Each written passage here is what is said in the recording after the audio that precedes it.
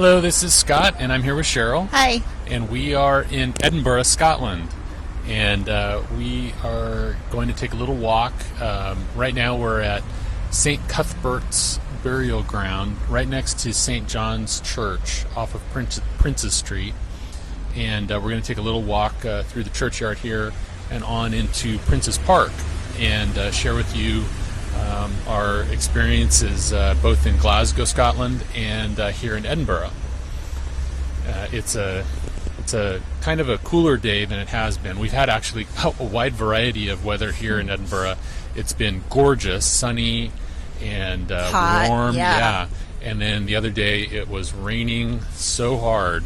And today it's just kind of overcast and a little chilly. But all in all, not too bad. No, we'll take it.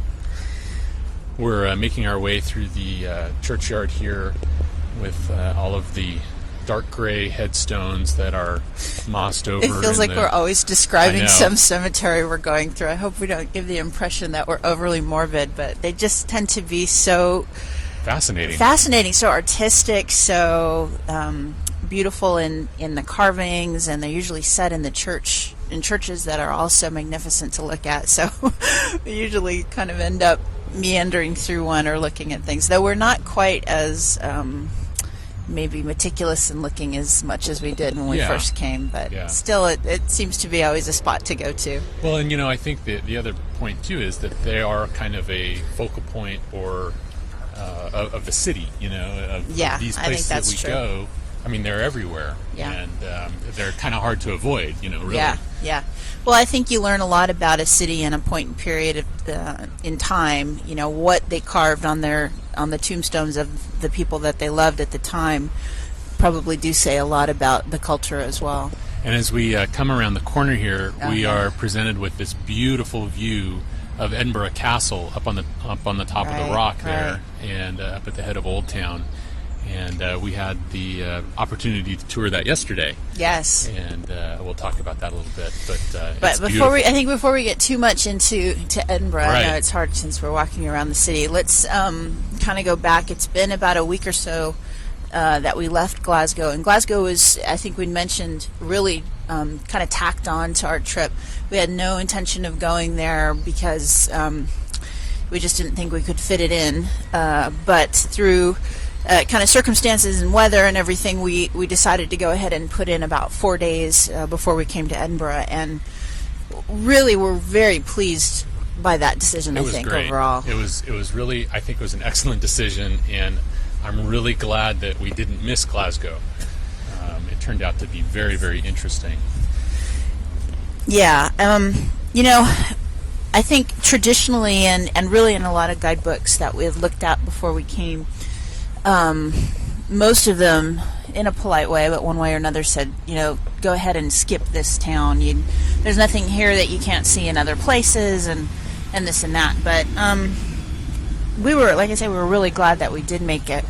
There were lots of different highlights, I thought.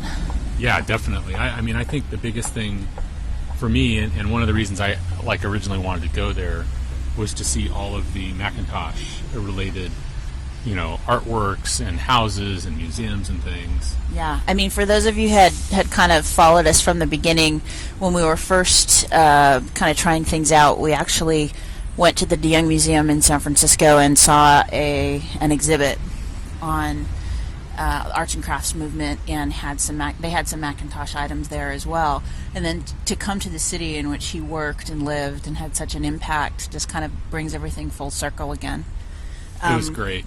There were, he designed and furnished the art school there, and we kind of walked around the lobby there and looked in some of the hallways there. Yeah. And the outside, of course, the facade and all of the ironwork and everything were his designs. And up at the top of the hill there, it was really nice to visit that. We also went. I guess at the time it was kind of a landmark commission that he worked with one of the local business women and planned and furnished the designs for her tea houses. Right. And so the Willow Tea Rooms, we went to a couple of the different sites that are available and actually had tea in one of them. And then they have an upstairs that has a lot, that's almost like a little mini museum that if you ask them, they'll open up and have you can take a look at. With a lot of his designs and interiors, from everything from the knives and forks to the tables and chairs to the linens to everything was exactly everything kind of all encompassed his vision of what everything should look like. And that was really great too, because not only did we have a nice tea and we got to enjoy this environment that he created. I think actually we had lunch there, and right. And then we were able to go up and see this other gallery. It was all free. I mean, we didn't pay admission to anything for that. It was amazing. We paid for a lunch, of course, but it was well worth it. Yeah. I think the thing I enjoyed about it, too, is that they really were careful. I guess this is their year or month to celebrate Macintosh in September. And so it was what I was able to find out and just through the various exhibits is that it was not only himself, but his wife, Margaret MacDonald, her sister Frances MacDonald, and subsequently her husband, McNair is the only name I can remember his name, were kind of a foursome that had a lot of artistic influence at the time. Part of this Glasgow style or Glasgow movement. Exactly. But the thing that I thought was really cool, too, is at the University of Glasgow, where they have the Macintosh House, which is a reassemblage of interiors that he had at one of his homes, which was great. I mean, that was really good. They think they did charge extra to go through that. It was worth it, though. Yeah, it was worth it. And it was very affordable. So it was bedrooms and living rooms, and dining rooms, library. And, it was really great. But attached to that, there was also some display on the other half of that foursome, which is I think a little bit less known, Frances MacDonald and her husband McNair. And I particularly found Frances's works illustrations so and watercolors. Haunting. I mean, illustrations and watercolors. A lot of subject were fanciful, like fairies, but a lot of female images of power and this type of thing, but very all kind in of this haunting arts and craft style, post Art Deco, Art Nouveau. Man, if you ever get a chance, I'm sure they have sites or links to. Absolutely. And we'll put a link up. On the blog. It's well worth beautiful illustrations, and it's the mark of how much I liked it that I actually bought a little notebook with it on, because everything I have to have has to be functional, and I have to love it enough to carry it around for a year. So the fact that I actually bought something in a gift shop kind of says it all for me, how much I really liked it. Well, the thing that really impresses me about Charles Rennie Mackintosh and all of his kind of proteges is the fact that they're not just artists in terms of being illustrators or painters or things like this. They were sculptors, they were architects. I mean, literally they were architects.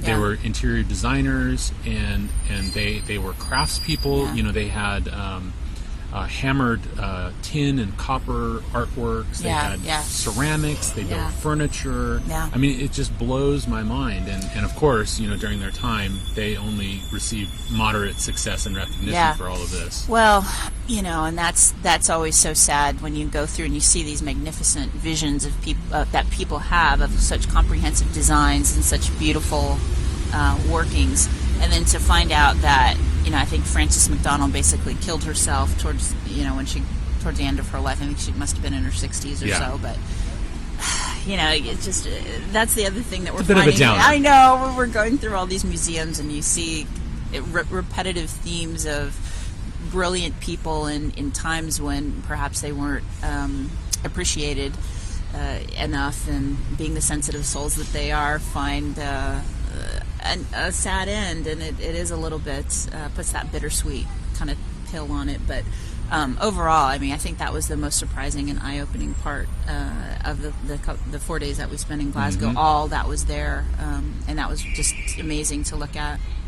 What else did we do when we were in Glasgow? The other big thing, and this was also free, was they have their big natural kind of art gallery / natural history museum, the Kelvin Grove there, and that was amazing. I mean, it is a natural history museum, but it's also a world-class art museum. Yes. They had, stuffed animals, which, I mean, honestly, probably not as eye-popping as it was to the Victorians as it is, now for us. But on top of that, everything ranging from a Spitfire up in the hanging from the rafters to medieval works of art to, again, they had a Macintosh section as well, and just fully comprehensive across all kinds of different art genres. And what we've enjoyed is kind of going and looking at the Scottish landscapes and the different artists that particular to Scotland, and kind of focusing a little bit more on them than just kind of the general European history stuff. Definitely. So that was great. So we love Glasgow. I mean, it was a very interesting city in terms of it's a very practical city. I can see maybe why some people don't think that it's a particularly pretty city, especially when you approach it via rail. You see these skyscraper estate housing kind of projects, and they're not the prettiest, I guess. But it's also somewhat impressive. It's a large city, and it does have a nice downtown, a nice main plaza square, and a lot of culture, a lot of history going on. But it's also, I guess, not that sentimental about its past. I totally agree with you. I mean, I think it's a city in a hurry. I mean, it's definitely a city that has a job to get to and a purpose to fill, and not as crazy as London in that you can stroll a bit and not get run over by businessmen hurrying, where they need to be. But the comment that you made about the sentimentality, I mean, there is a constant upheaval and renewing of the city, new buildings, construction. I think the fact that most of the city is also Victorian. You don't have, in comparison to a lot of other cities, as old a structures as you do. And so there is a little bit newer vibe about it, which is funny to say from a city that's probably thousands of years old or has been occupied for thousands of years. But the main structures are really, or the boom took place in the Victorian era, so that's what most of the buildings are reflective of. So I don't feel like they, like you say, that they have an over sentimentality to these structures. If they're not fulfilling a purpose and they are crumbling or they need to be taken down, they will take it down. I mean, it's obvious that they will do. I mean, I'm sure there's a movement towards conservation, as there is, it seems, in all of England, to be sensitive to it, but not to the point of, I think, impeding progress. Exactly. Well, I think another thing that was interesting too is I think we may have commented before on how London and other large cities and towns have, especially in England, these beautiful floral arrangements in their window boxes, and not just in residential areas, but in the commercial districts. Stores have hanging plants and flowers everywhere. I don't think I saw it once in Glasgow.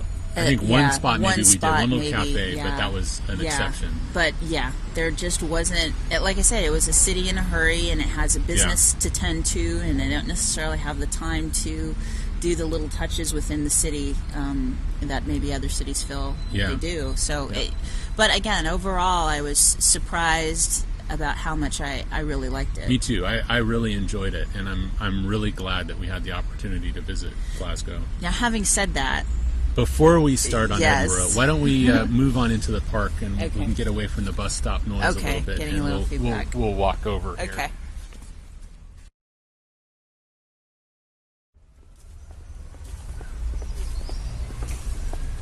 So we're making our way down into Prince's Park, and it's actually just below Prince's Street, and it's in a little valley that is almost like a natural moat in front of the bottom of the cliff where Edinburgh Castle sits, and it's a dramatic kind of place to even just hang out, because you're in this beautiful landscaped public park, and you sit on the lawn and you gaze up at these really dramatic volcanic cliffs, and on top of that are these massive walls, stone walls, and Edinburgh Castle is crowning those walls. And it's a really, really neat spot. Beautiful fountains, roses, lots of trees, and people just hanging out, even on a day that's kind of chilly. There's some... They're a hardy bunch, though. That's it's right. Chilly to us. Yeah. Even in the rain the other day, people in flip-flops and shorts. And I can't believe that. I know, we see that a lot. In denial. But We are on sweet about vacation, it. and Yeah. we will wear our thongs and our shorts, you know?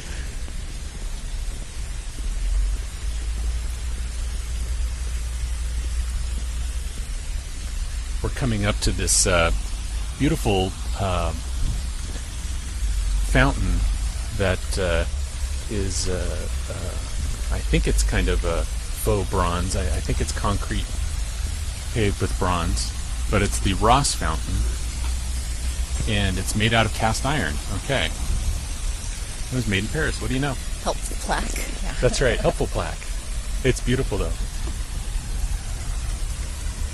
So, should we talk a little bit about Edinburgh Castle to start things off? Let me just say, I started to allude to the fact that, we had kind of heard this downplaying of Glasgow, and I'm glad we did the cities in the order that we did them. Because, like I said, Glasgow I really enjoyed. I thought it was a great city. But, oh my, Edinburgh it is a gem of a city. Yeah. It's a beauty gem of a city. And I can see where Glasgow could be kind of ignored as maybe the awkward younger little sister kind of role.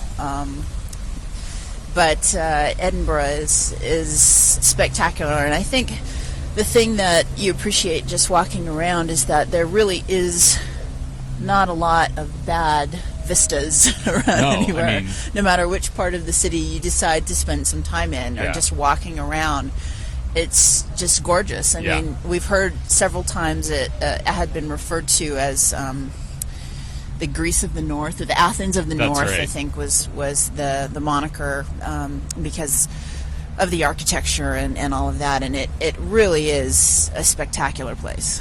It's again, it's hard not to make comparisons to places that we have some experience in. So to us, it is somewhat reminiscent of San Francisco.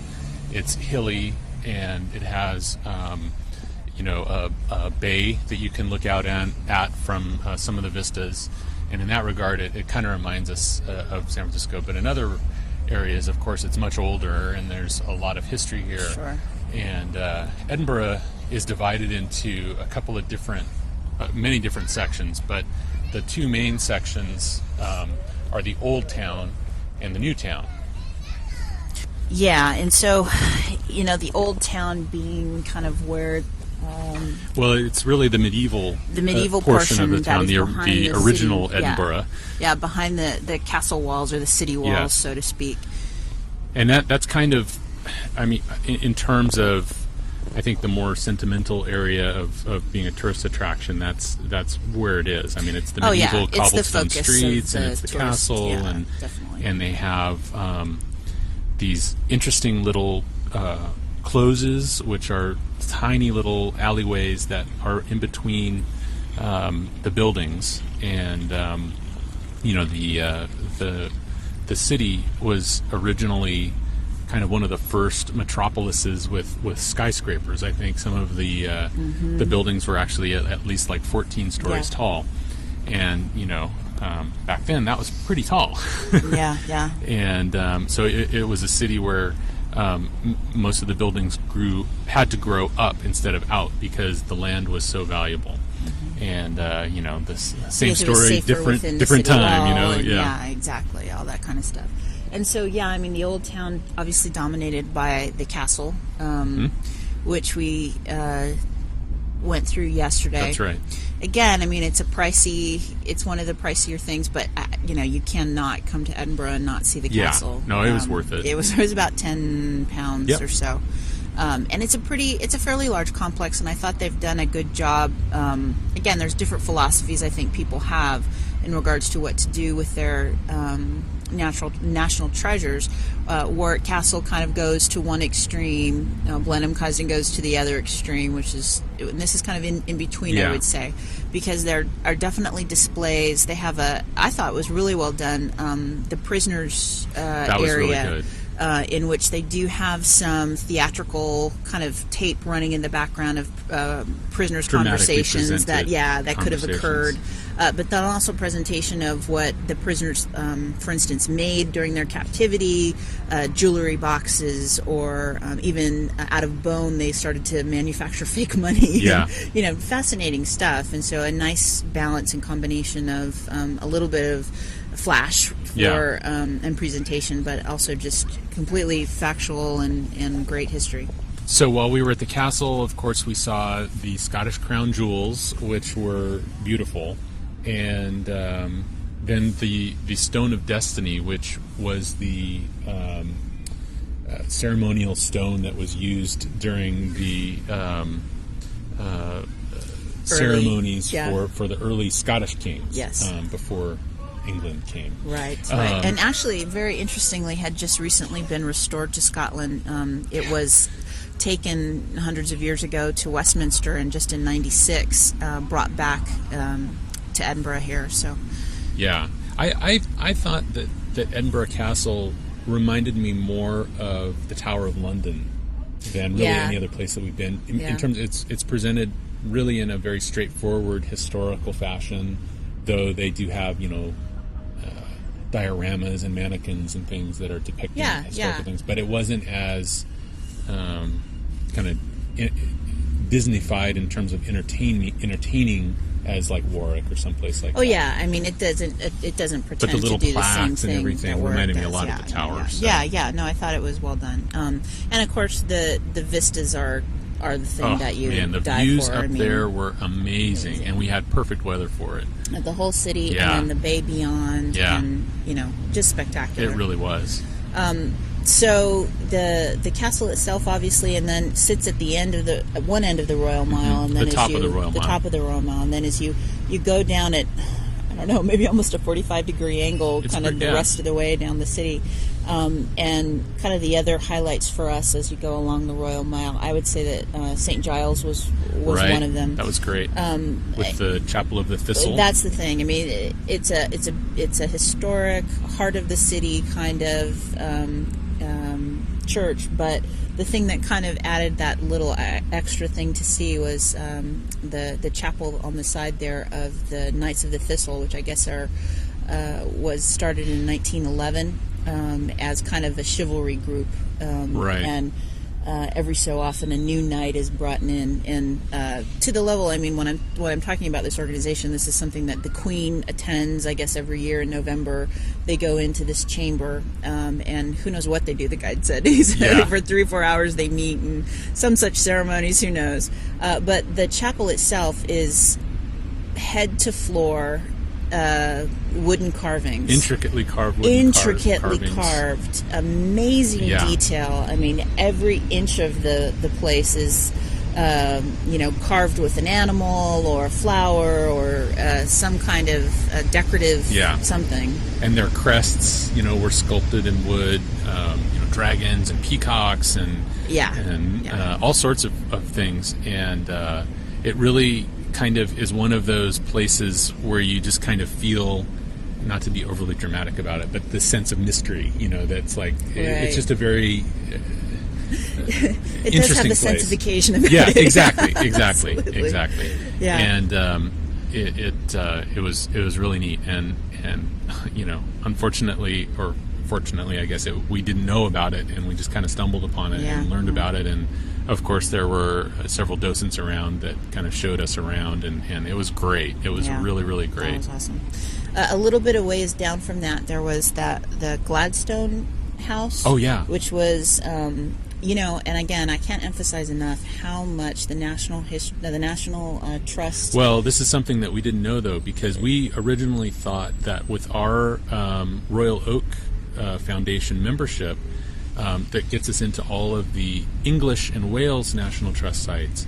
Up here in Scotland, they have what they call the National yeah. Trust for Scotland, Yeah. and we were not sure if it would work, Yeah. if our membership would work, Yeah. and it does. And it does. So we've And been able to go yeah. into a number of National Trust for Scotland sites Yeah. with our membership, which has Yeah, been yeah. fantastic, and this was one of them. This was one of them. So this was a medieval house, basically, and again, just kind of getting a feel for how people lived in the city at that time, and then also some of the modifications that took place later in the 1700s, because it was quite cramped quarters. Yes. These were very well-to-do rich people who Yeah. had to basically live out of 2 small rooms, Yeah. just because that's the nature of the accommodations of the city at the time. But just great stories. I mean, one of the rooms, the main bedroom, when they started to peel off some of the plaster on the ceiling, uncovered this intricate fresco of I kind of forget It the was design just, it now. was It's just more like of kind almost of like a classically pseudo-Grecian- Greek. yeah. That they had no idea was there. Yeah. I mean, so, and these are just newly discovered things that they're finding from the treasures that they thought they already knew. Mm-hmm. So yeah, I mean, those kinds of things are just interesting and fun to go through. As you go kind of down, we didn't go through everything. I mean, No. you can't. There's lots of different sites to go to, but as you go to the end of the Royal Mile is where the new Scottish Parliament is. Yeah, that was a very interesting looking building from an architectural perspective. It's very modern looking, although they've apparently tried to incorporate some more classical themes throughout it, and we didn't get a whole lot of information on what those would be, but it was Yeah. impressive looking from the outside. Yeah. And it's right next door to Holyrood Palace, Yeah. which is the Queen's official residence here, I Official believe. residence. But I think she only comes up here for a couple of days a year or Yeah. something, because she's in Balmoral most of the time. Yeah. But just an interesting fact that I thought, because we did do one of the tours, which I think is always a good idea in kind of the bigger cities when you're not familiar with them. Aha! We are now under attack. No, that is the 1 o'clock cannon from Edinburgh Castle. We have finally heard it. We have finally heard it. You know what? I wonder if it's only on the weekends. No, it's every day. Yeah, so supposedly every day at 1 o'clock, 1300 hours, they fire the cannon from Edinburgh Castle. I don't know where we've been. That's pretty Yeah, loud. this whole time we've been here, we haven't heard it once. Yeah. And now we're sitting now here we're in the right park under and, it. and we got it. Yeah, That was that fortuitous. was good. Scared the heck out of me, but okay. I just wanted to comment real quickly on the Parliament itself. Is that the tour guide was mentioning that it was, I guess, projected to cost £40 million, and it ended up costing £400 million. Yeah. So they I guess have had some controversy in regards to their new building, though it's beautiful, and I think everyone in the city is really proud of the fact that the Scottish Parliament is in place. But government always has a way of finding some way to annoy us in these kinds of things. So what else have we done here in Edinburgh?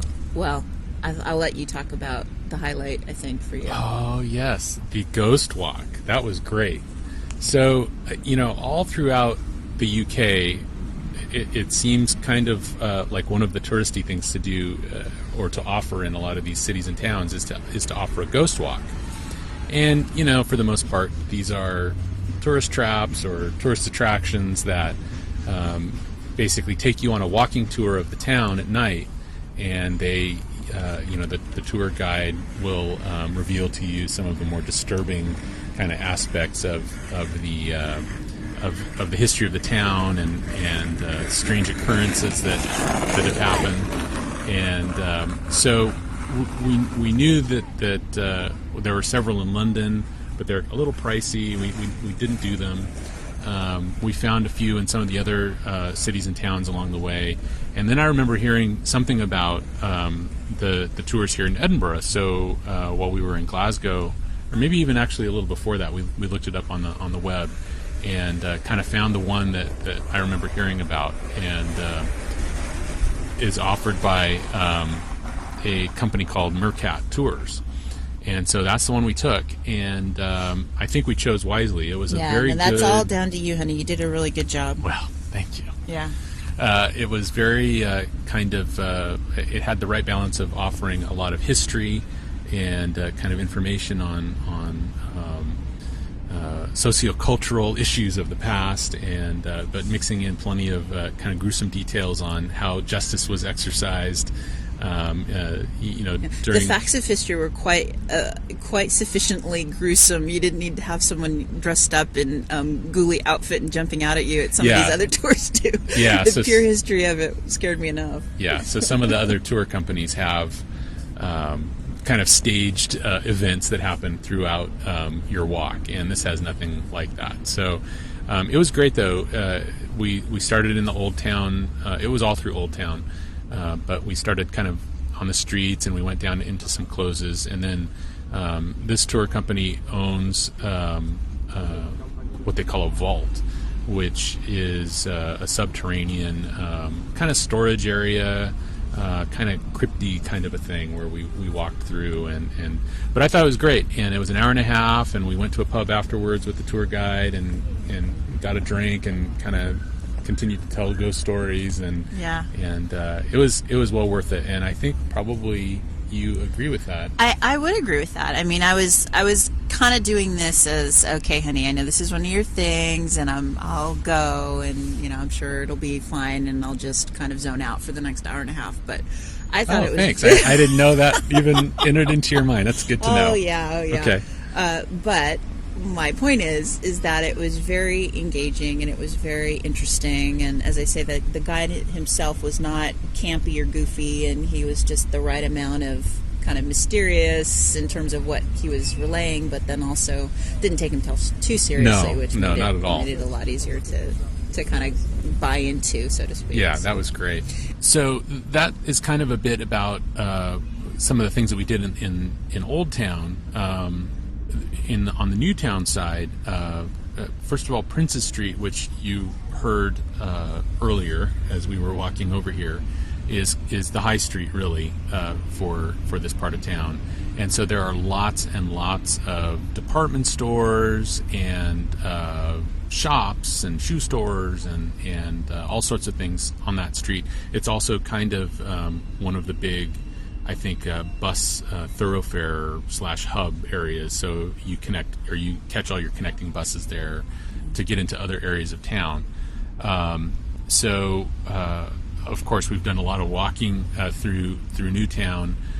There's lots of restaurants and pubs there, but also it has a couple of museums and galleries. And one of the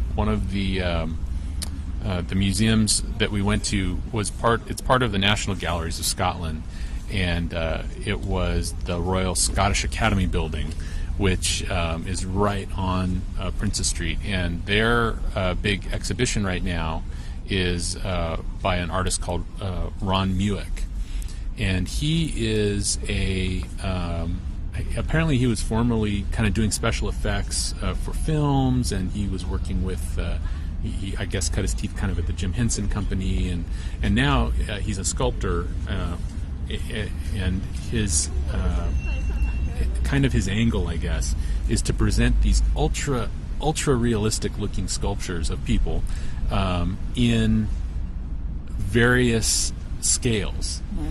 And so they range in size from, just huge, massive sculptures, 20, 30 feet tall or wide, and down to sculptures that are like a few inches. There was one that of a baby that was like 4 inches long that he had on the wall. So I thought that was again kind of a happy accident. We did not plan to go there, but I remember when we came into town seeing kind of some of these big banners that they had up. And I have to admit, I didn't really know what it was. I'm looking at what you're looking at and what you were the cover there they have of it, and what they have is basically a room-sized ultra real looking woman basically lying in bed, and you as the spectator are coming up to the sculpture, and you look like little kids at the side of your mother's bed type of perspective. In the photo, people are standing next to it, and they're just about at the height of the top of her head. Right.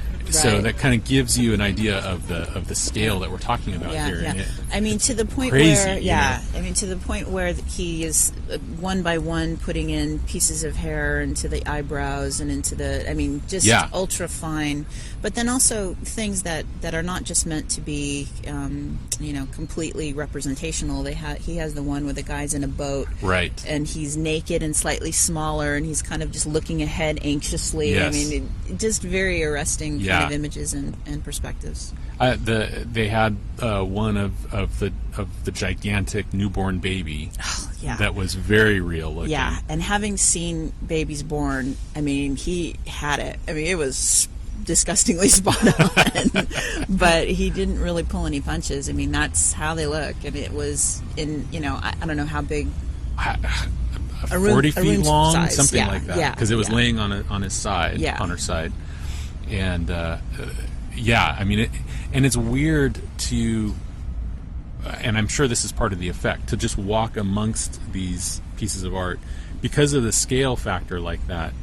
It throws you off because you are looking at this thing and it looks very real, and you know what size it should be. Right. But you are, I mean, it is like Gulliver's Travels or something like that. You feel so strange just from a perspective. Yeah, your brain is registering the image, and you know something is wrong. Yeah. No, but, that was the detail is amazing. incredible. I mean, you can see the pores of the skin and goose pimples and hairs and veins. Yeah, and the subtle modeling of skin, and the temperature fingernails, change, and that was amazing. And then they did a little kind of video and kind of goes through how he did one of the sculptures and all the detail. And work that was the thing I appreciated the most, because after we kind of walked through the main part of the exhibition, I guess the way my mind works is like, okay, I want to know how is he doing this, And so there was one part of the gallery that was dedicated to it showed a lot of his conceptual drawings, some of his smaller scale models, clay models and things like that, and then there was a great video that kind of showed the whole process. Right. And that was awesome. So that was great. And the sad thing is that there are various galleries here all full of, I kid you not, I mean, world-class masters. Again, from the whole realm of artistic history, full of these, and we blew right through them because it's like, we kind of seen this already. It's horrible how culturally insensitive we're becoming, and this is the thing that stood out because it was so unlike anything else that we had kind of seen. But I guess that's understandable. It is right? understandable, I mean, but also just to let people know that that's free as well, and that's something that you can partake of, and it's well worth it too. And they had, what I enjoyed as well is they did have a Scottish painting section that we took time to that look I just to educate myself a little bit more about them as well, and I thought that was great. No, that was really good. And just to be clear, the Ron Muick was not free. That was not free, right? So we found that at least in Scotland, for most of the galleries, their permanent exhibitions are free of charge, but any special exhibitions are they cost. Right. So, but again, it was a fairly reasonable price. I think it was £5 or something. It wasn't excessive, and it was worth it, I think. Yeah. So, I mean, the other thing with Newtown, Newtown is relative. I mean, Newtown means that it was made in the 1700s as opposed to the 1300s that most of the medieval portions of the city are. But also had restored a Georgian-style house, very much the same idea as the one in the medieval portion of town, just kind of wanting to give a flavor for what life was like during that period. And they also had a little film that talked about it, and again, I think that was that part of the NT? Yeah, that was also. Yeah. So we were able to take advantage of that as well. But and then also the other one on Charlotte Square there too, which had a gallery of artwork and furniture that was donated to the National Trust by someone who I forget, but it was somebody's private collection that they had on display there. That was also a lot of Scottish artists and also free. So also free. right. So, that one actually was completely free. We didn't have to show our membership cards to get into. It's free to anybody. The Georgian House though would usually cost. Yeah, I think that's it was like. But we got in again on our pass. So.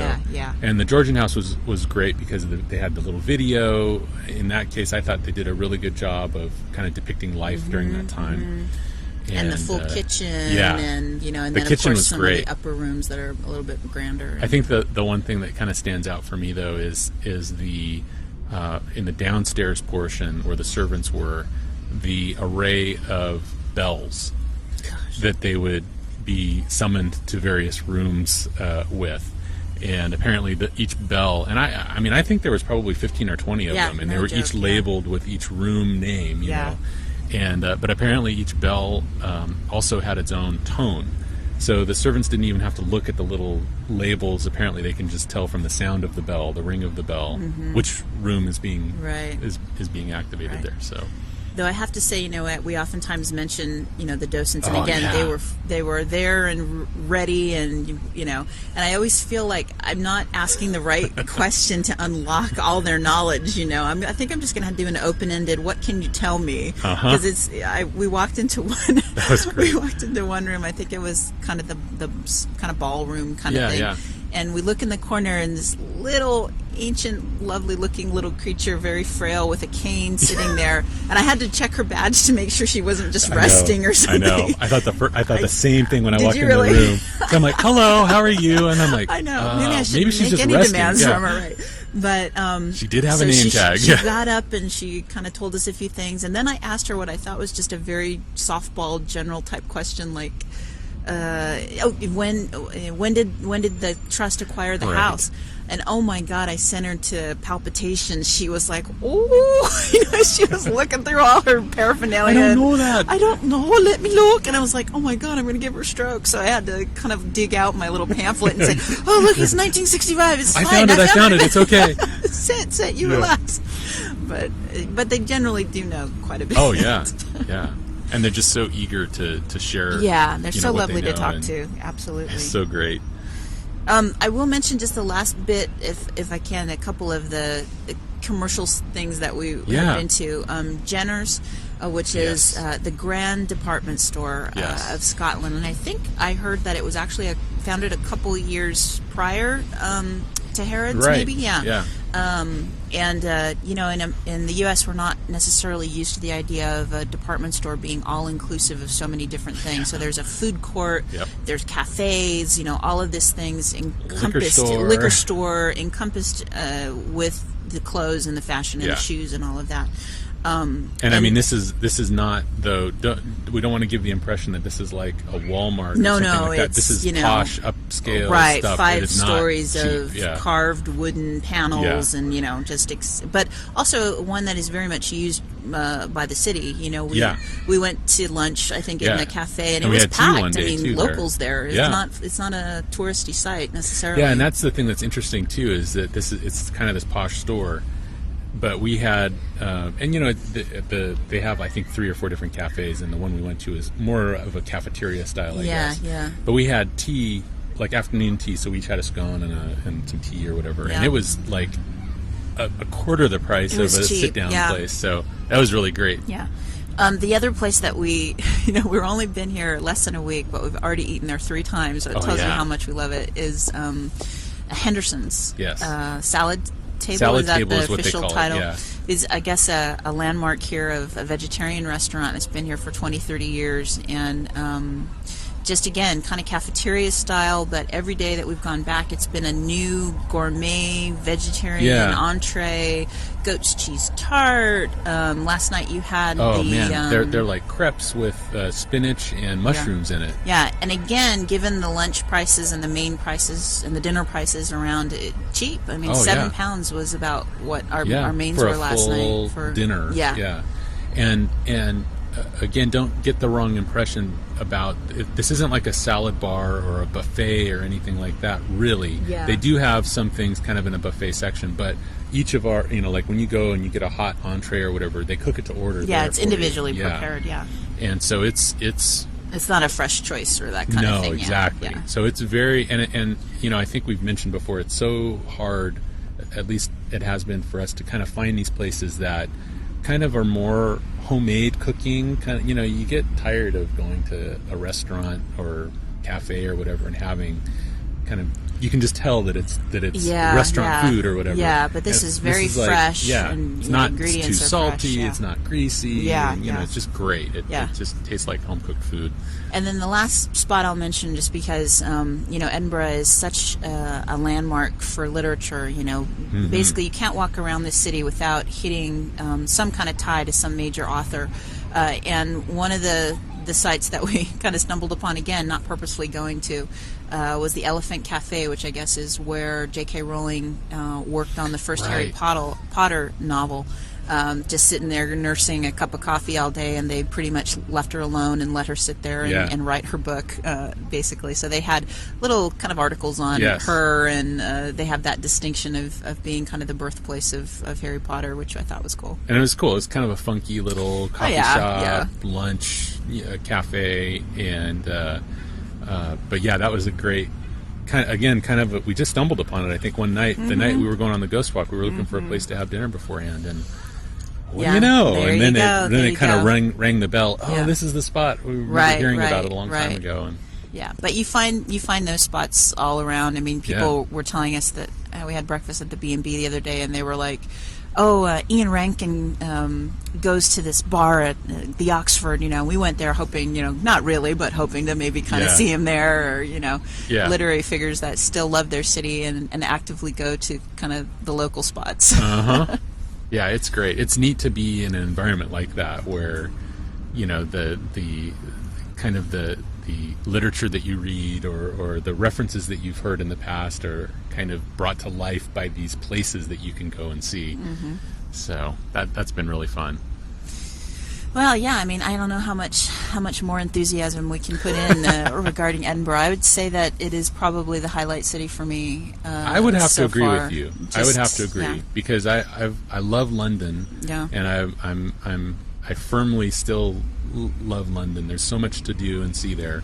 But in terms of cities, Edinburgh it has a lot of kind of aspects of London, but I have to say I think it's just a more beautiful looking city in terms of just the scale, and it's not as massive as London, so it's very doable walkable on foot. City, and I would say, I mean, prior to my trip, the 3 or 4 English people that I knew each told me kind of with a chagrin that they had never been to Scotland. I know, isn't that that's so funny. And when I would recommend people, that you come. I mean, there's no reason not to. It's close, it's beautiful. Come up for a weekend. I mean, you won't regret it. It's a great place. Yeah, it's fantastic, and I would second that. I highly recommend it. Yeah. And from here, we're going to be heading up to the Highlands. We're going to be staying in Oban for a while, and so we'll see what the Highlands have to offer us in a few days. And we'll let you know. Yeah. So for now, from Edinburgh, this is Scott. And this is Sheryl. And we'll talk to you soon. Bye.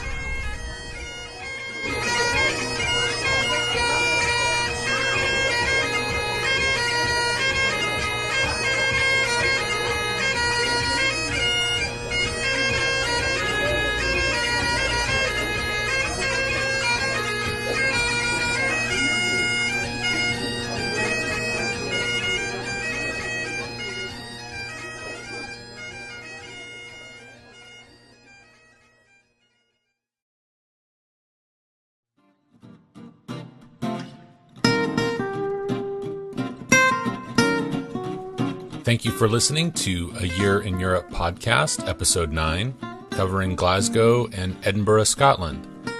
Be sure and stop by our blog at ayearineurope.com.